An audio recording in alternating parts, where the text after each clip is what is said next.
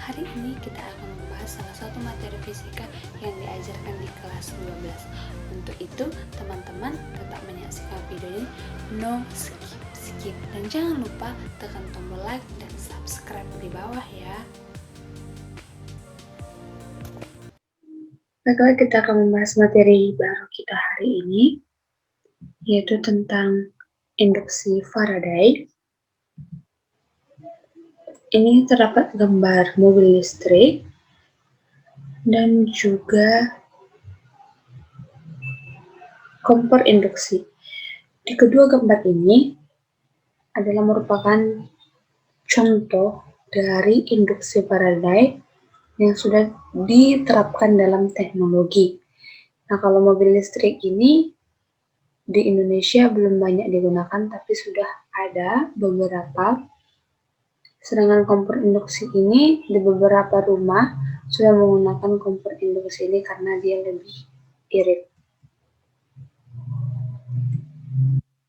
Materi pokok kita pada hari ini yaitu hukum Faraday, hukum Lenz, induktansi diri, generator, dan transformator.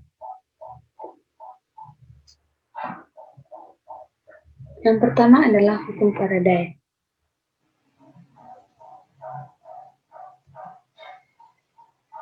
Inilah gambar seorang ilmuwan yang bernama Michael Faraday. Dia adalah ilmuwan fisika yang melakukan eksperimen yang berkaitan dengan GGL induksi pada tahun 1831, di mana dari hasil eksperimennya itu dikenal dengan sebutan hukum Faraday, yang bunyinya adalah GGL induksi atau gaya gerak listrik yang terjadi pada loop tertutup sebanding dengan negatif kecepatan flux magnet terhadap waktu melalui loop tersebut. Nah, secara matematis, hukum Faraday yaitu epsilon in sama dengan negatif dari perubahan flux magnet atau dibaca simulasi terhadap waktu. Nah, epsilon in ini adalah GGL induksi sebanding dengan flux magnet, ini adalah kecepatan dari flux magnet terhadap waktu. Jika terdapat jumlah lilitan di kumparan, maka persamaan yang dipakai untuk GGL induksi adalah berikut. Epsilon I sama dengan negatif N dikali kecepatan flux magnet terhadap waktu. N ini adalah jumlah lilitan. Dan dari sini, flux magnet ini dipelajari sebelumnya dalam induksi magnetik, yaitu persamaan ini sama dengan B dot A dot cos theta, di mana B adalah induksi magnet, A itu luas daerah, sedangkan cos theta itu yaitu sudut antara flux magnet dan luas daerah. Jadi, GGL induksi ini dapat diinduksikan karena dengan mengubah besaran kecepatan flux magnet, luas daerah, kemudian sudut antara flux magnet dan luas daerah terhadap waktu. Kemudian kita mempelajari hukum Lenz. Hukum Lenz ini menjadi jawaban alternatif atas tanda negatif dalam persamaan hukum Faraday. Bunyi dan hukum Lenz ini adalah GGL induksi selalu membangkitkan arus yang medan magnetnya berlawanan dengan asal perubahan flux. Nah, kalau di flashback ke belakang, persamaan hukum Faraday itu terdapat tanda negatif. Tanda negatif itu hanya untuk mengatakan bahwasannya medan magnet berlawanan dengan perubahan flux. Nah, Satuan dari GGL induksi ini adalah volt, karena dia merupakan sebuah tegangan.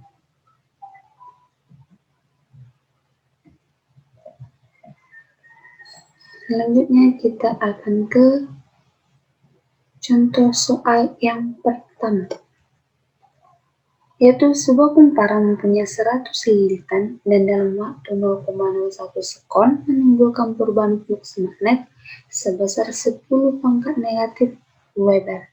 Hitunglah gaya gerak listrik induksi pada ujung-ujung kumparan. Gaya gerak listrik ini adalah GGL. Penyelesaiannya yang pertama, kita harus mengetahui apa saja komponen yang telah diketahui di dalam soal. Yang pertama adalah N, jumlah lilitannya 100 lilitan, perubahan fluksnya itu 10 pangkat negatif 4 Weber, perubahan waktunya 0,01 sekon. Yang ditanya adalah GGL induksinya.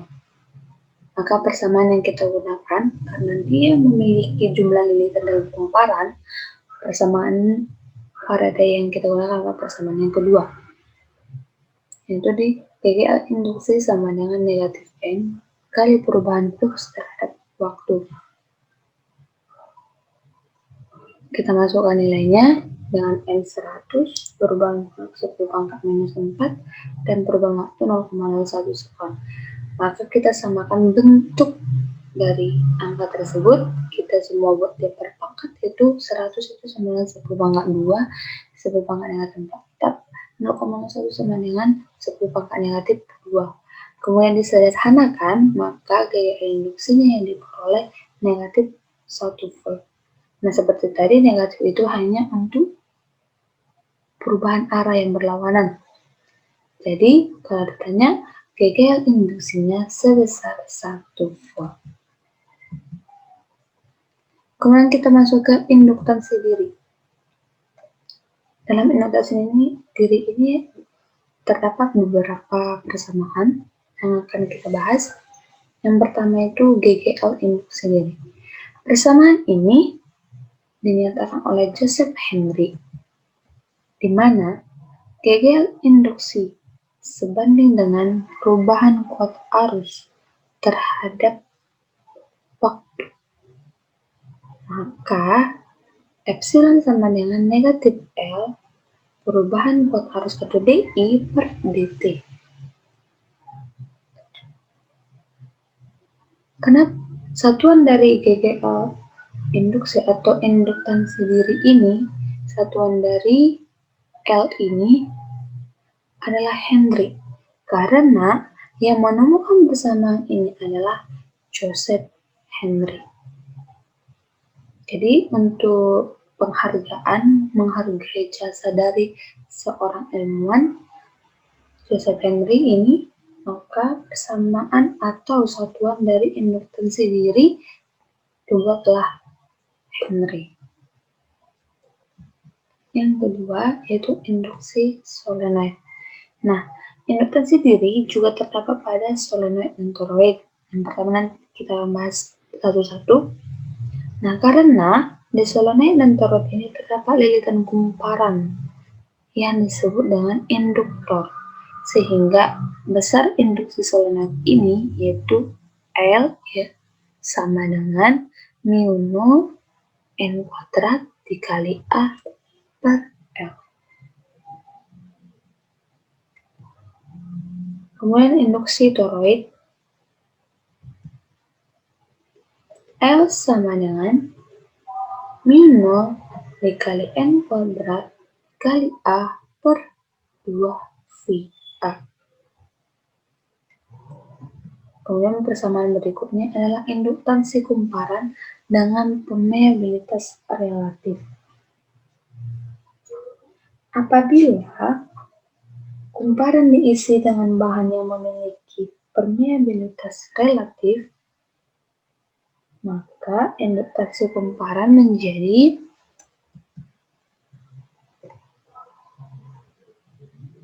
LB sama dengan mu F kali mu 0 N kuadrat kali A per L sama dengan mu R kali L. Nah, mu 0 N kuadrat kali A per L ini yaitu besar dari induksi. Kemudian A disederhanakan menjadi mu R kali L, di mana mu R inilah tadi permeabilitas relatif suatu bahan. Yang kedua adalah energi induktor. Ternyata dalam satu induktor itu terdapat energi yang tersimpan. Maka dari itu, W sama dengan setengah L kali I kuadrat. Nah, coba diperhatikan, begitu banyak komponen-komponen di sini. Yang pertama, E, yaitu GKL induksi dengan satuan volt, L itu induktansi diri dengan satuan Henry, I adalah kuat arus dengan satuan ampere, sedangkan T yaitu waktu dengan satuan sekon. Kemudian mu 0 itu adalah permeabilitas ruang hampa dengan besar 4V kali 10 pangkat minus 7 Weber per meter ampere. Kemudian N kuadrat atau bisa juga N itu jumlah lilitannya, A itu luas daerah yang ditembus medan magnet dengan satuan meter kuadrat. Kemudian A adalah jari-jari efektif dari toroid dengan satuan meter. Kemudian LB adalah induktansi kumparan dengan inti bahan, satuannya juga Henry, dan W yaitu energi yang tersimpan dalam induktor dengan satuan Joule. Contoh soal yang kedua yaitu solenoid dengan luas penampang 2 cm kuadrat mempunyai panjang 80 cm. Jika jumlah lilitannya 1000, tentukanlah induktansi solenoid dan energi yang tersimpan. Jika arus listriknya 5 ampere dengan besaran permeabilitas ruang hampanya yaitu 4V kali 10 pangkat minus 7 Weber per ampere meter. Nah, dari soal diketahui bahwa A yaitu luas penampang yang tadi 2 cm kuadrat, kita ubahkan meter kuadrat menjadi 2 kali 10 pangkat negatif 4, kemudian kuat arusnya 5 ampere, jumlah lilitannya 1000, L atau panjang solenoidnya 80 cm, ya sama itu dengan 0,8 meter. Yang ditanya adalah induktansi yang terdapat di solenoid dan juga energi yang tersimpan. Maka yang pertama kita cari adalah L, besar dari induktansinya. L sama dengan mu 0 kali A kali M kuadrat per L. Karena dia solenoid, maka persamaan yang kita pakai adalah induksi pada solenoid. Nah,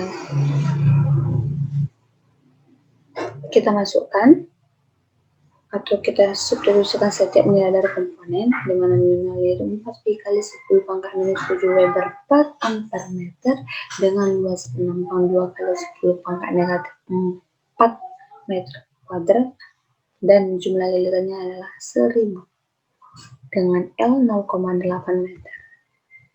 Nah, kita sederhanakan. Yang pertama itu semua komponen yang di atas kita kalikan. Maka kita peroleh hasilnya 8V kali 10 pangkat negatif 5 per 0,8. Maka 10V kali 10 pangkat min 5 ini adalah induksi solenoid dari soal, besar induksi solenoid berdasarkan soal. Nah, sampai di sini juga sudah termasuk jawaban yang benar. Tapi jika dikalikan lagi dengan kita substitusikan nilai V sebesar 3,14, lebih benar lagi. Maka kita perolehlah hasilnya setelah kita kalikan dengan besar V 31,4 kali 10 pangkat negatif 5. Jangan lupa dengan satuan dari induktansi diri yaitu Henry. Nah, yang kedua kita akan membahas energi yang tersimpan. Kita telah memperoleh L dan juga ini sudah diketahui. Nah, di sini kita tinggal mensubstitusikan besar dari L dan I. Nah, W sama dengan setengah kali 3,14 kali 10 pangkat negatif 5 dikali dengan 5 kuadrat. Maka kita peroleh hasilnya adalah 392,5 dikali 10 pangkat negatif 5 Joule. Satuan dari energi adalah Joule. Yang keempat, generator. Generator ini juga aplikasi dari induksi Faraday dalam kehidupan sehari-hari dalam teknologi.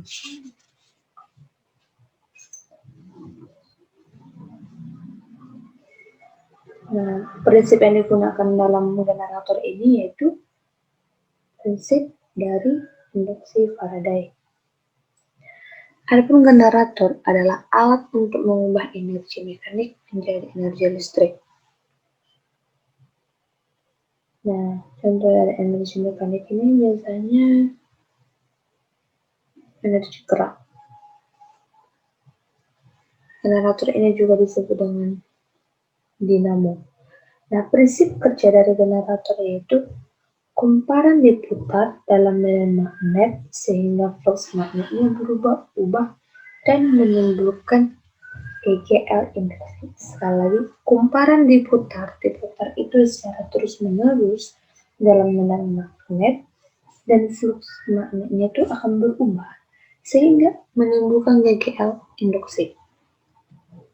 Nah, besar GGL induksi pada generator dirumuskan epsilon sama dengan epsilon max sin omega T, di mana besar epsilon max ini sama dengan NBA omega.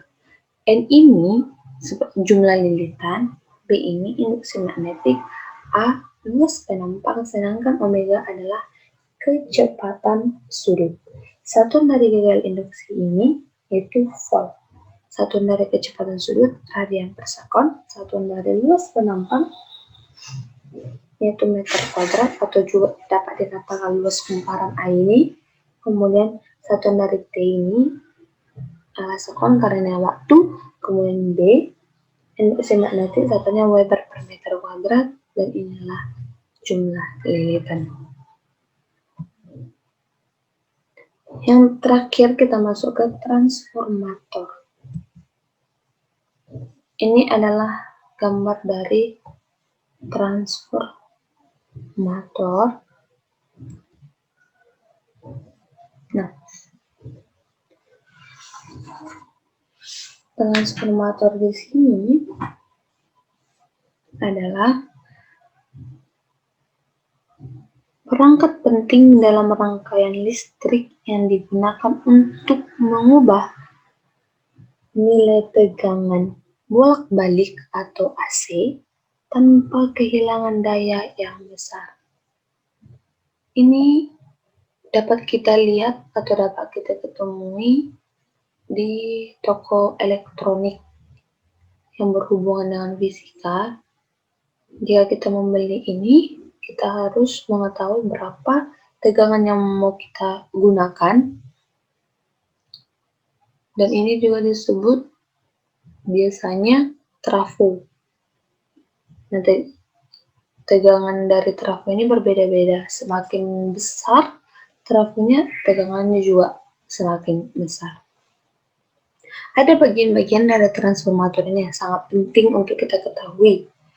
Ada 3 bagian seperti gambar di sampingnya, yaitu ada inti besi yang persegi 4 ini, kemudian kumparan primer yang di sebelah kiri, dan kumparan sekunder sebelah kanan yang menuju lampu.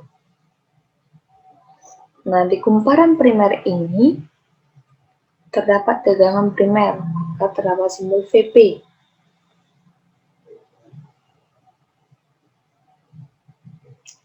Sedangkan di kumparan sekunder terdapat tegangan Vs atau tegangan dari sekunder.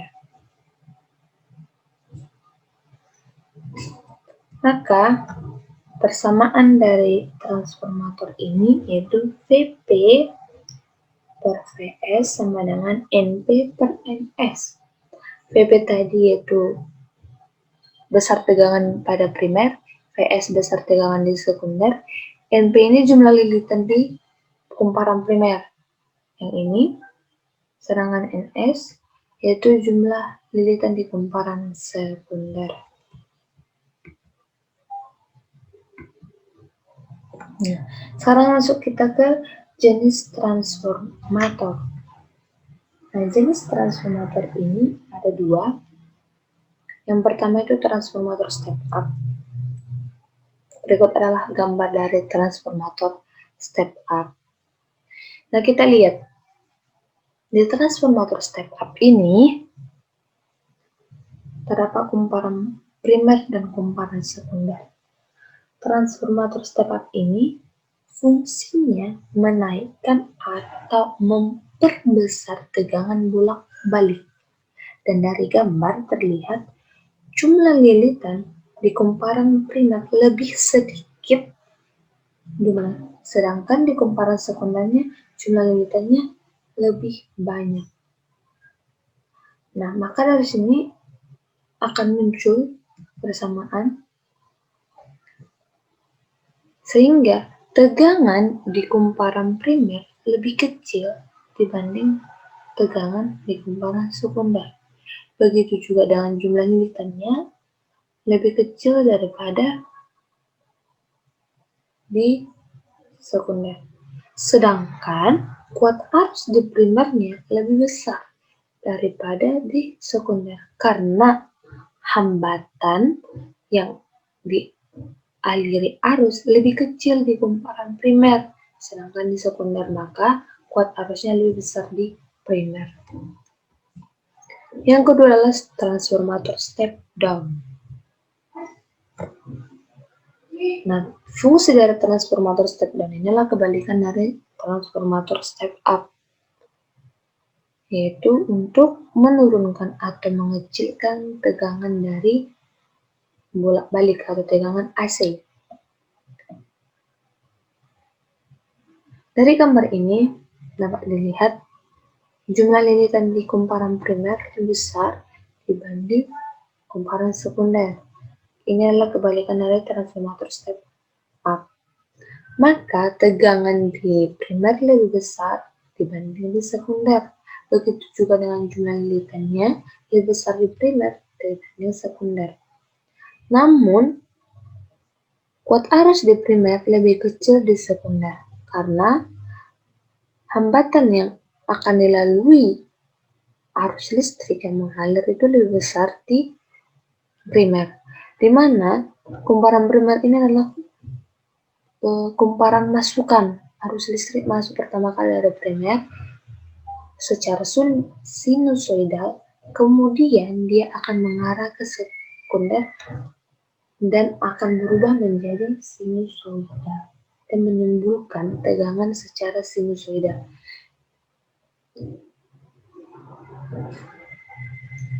Nah, kumparan dihubungkan nanti dari primer menuju sekunder. Itu adalah prinsip kerja dari transformator, di mana ketika kumparan dihubungkan dengan tegangan bolak-balik, maka akan mengalirkan arus yang bolak-balik juga.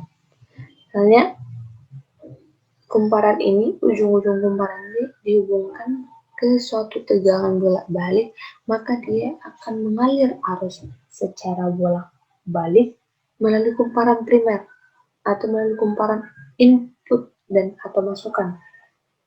Nah, tegangan itu akan bergerak secara sinusoidal yang menghasilkan flux magnet berubah secara sinusoidal. Kemudian, flux magnet tersebut akan menginduksi kumparan sekunder sehingga kumparan sekunder ini timbul tegangan atau arus yang berubah secara sinusoidal. Jadi kumparan masukan itu adalah kumparan primer, sedangkan kumparan keluaran itu atau output itu adalah kumparan sekunder.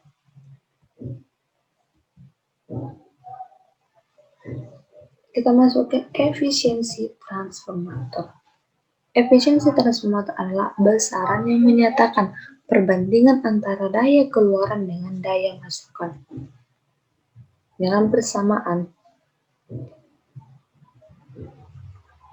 efisiensi sama dengan daya keluar per daya masukan dikali 100%. Nah, seperti yang disebutkan, kalau dia keluaran yaitu sekunder, sedangkan dia masukan primer, maka daya di sekunder per daya di primer dikali dengan 100%. Rumus persamaan dari daya itu adalah tegangan V dikali dengan I.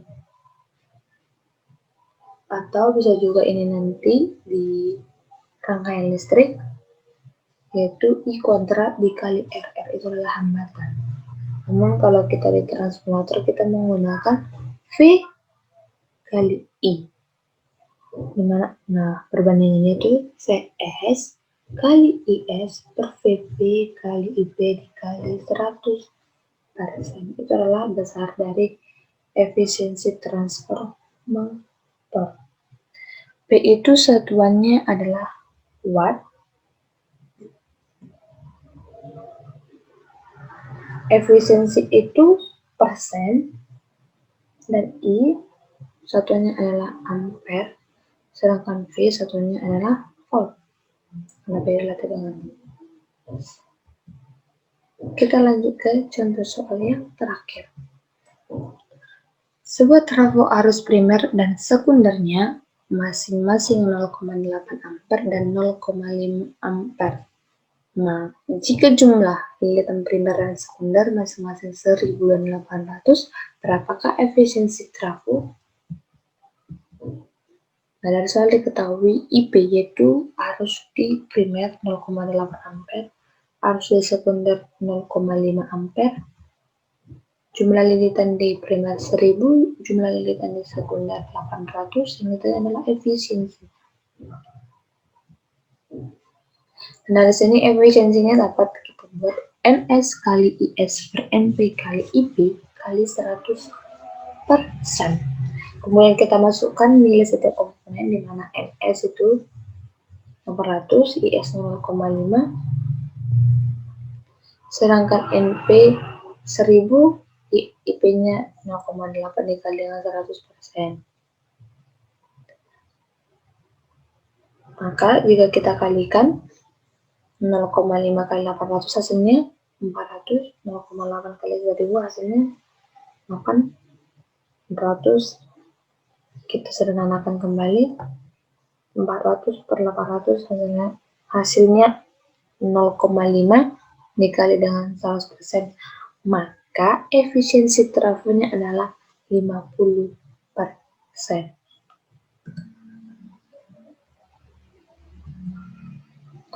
Oke, sampai di sini pelajaran tentang indukasi Faraday, dan mulai kita bahas 5 materi pokok. Yang pertama itu hukum Faraday, hukum Lenz, indukansi diri, generator, dan transformator. Bagaimana teman-teman? Sudah paham kan tentang materi kita hari ini? Dan bagi teman-teman yang sudah paham, tulis di kolom komentar kesimpulan materi kita hari ini. Dan jangan lupa tombol subscribe-nya. Oke, see you next video di materi fisika yang baru. See you!